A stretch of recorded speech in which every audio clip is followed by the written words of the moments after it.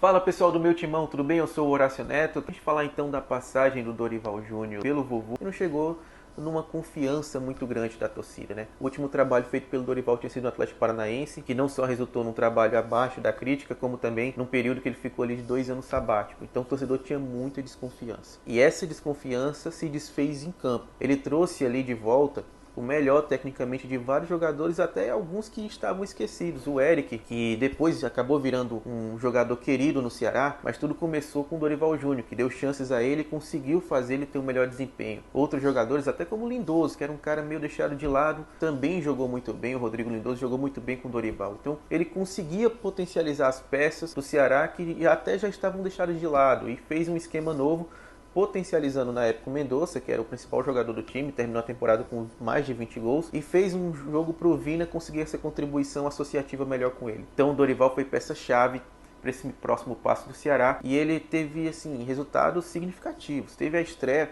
do Ceará no Campeonato Brasileiro, que venceu o Palmeiras lá no Allianz Parque. Teve a vitória contra o Independente na Sul-Americana. Sul-Americana que, por sinal, até hoje o Ceará tem a melhor campanha da história da fase de grupos da Sul-Americana nesse novo formato. Foi com o Dorival Júnior. O time tinha plena ascensão, sempre muito competitivo, e no geral a gente observava que o time era muito promissor. Parecia que o Dorival tinha encontrado realmente o jeito de jogar do Ceará, tinha encontrado uma forma adequada para o Ceará não só conseguir dar o próximo passo para o próprio clube, mas até para o Dorival, que vinha no momento de baixa na carreira. No geral, a passagem de Dorival Júnior pelo Ceará foi curta, por assim dizer, mas muito marcante e com grandes resultados. Bom, vamos falar um pouquinho então sobre o trabalho do técnico Dorival Júnior na equipe do Flamengo. Um treinador que, quando chega à equipe do Flamengo, ele passou por uma desconfiança muito grande, porque já tinha um duelo de Copa do Brasil contra o Atlético Mineiro. E aí o Flamengo perde por 2-1 jogando no Mineirão. Ele perde o Bruno Henrique. E aí ficou aquele dilema: quem vai fazer o ataque do Flamengo ao lado do Gabriel? E você tinha no banco de reservas um Pedro, que sempre foi um centroavante muito qualificado,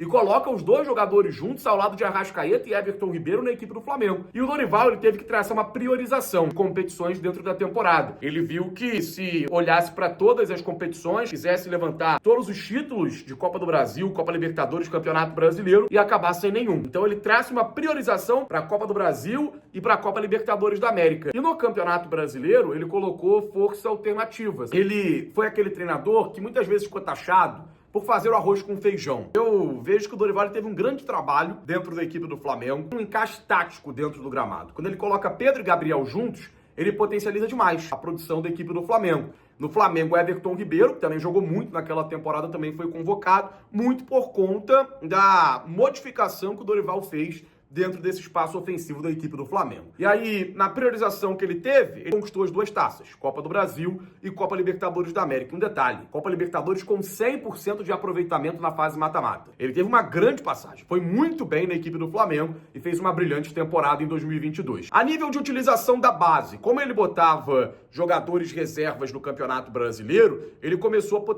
potencializar a produção de vários jovens jogadores. E aí, por exemplo, João Gomes, jogador que hoje está no Wolverhampton da Inglaterra, ele começa a ser muito oportunizado com o trabalho do Dorival. Vitor Hugo, que hoje está no futebol da Turquia, você olha para Matheus França, está no futebol europeu também, outros jogadores que, Mateusão, tiveram rodagem. Então ele soube utilizar também a base do Flamengo. Ele sai do Flamengo porque na reta final, depois da conquista do Brasileiro, o Flamengo não manteve uma produção, mas era algo normal, né? Porque o Flamengo já tinha conquistado 2 Copas, então não renova o contrato com o Dorival, era só até o fim da temporada de 22, e contrata o Vitor Pereira, e aí a gente já sabe o erro que o Flamengo cometeu.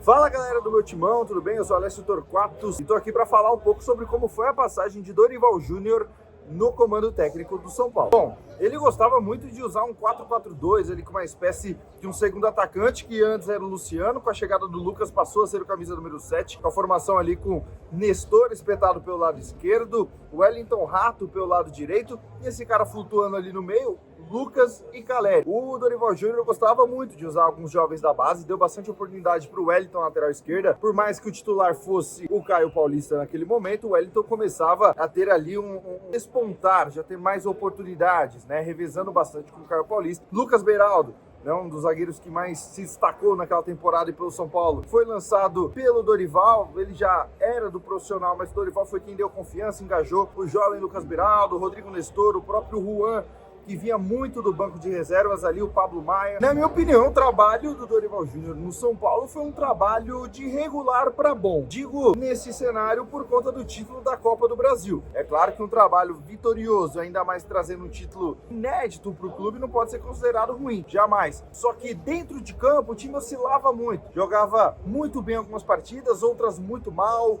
No Campeonato Brasileiro não fez uma boa competição. Eu acho que o ponto negativo dessa equipe no Brasileiro não venceu fora de casa. O Dorival comandou o São Paulo em 18 jogos fora dos domínios do Morumbi, né, para atuar fora de casa contra os seus adversários. Conseguiu apenas uma vitória, que foi no último duelo contra o Bahia, lá na Fonte Nova. Então, nesse ponto, acredito que é o mais crítico do Dorival aqui no São Paulo, onde ele não conseguia fazer o time jogar fora de casa, fora algumas ideias, né? Que ele insistia muito, às vezes não dava certo uma ideia, uma formação, outra aqui, ele acabava sendo um pouco teimoso e indo muito com as suas convicções, até mesmo quando não dava certo. Mas os pontos positivos também, que ele tinha pulso firme. Barrou Luciano, barrou Rames Rodrigues, não jogaram por nome, e assim o São Paulo foi campeão da Copa do Brasil.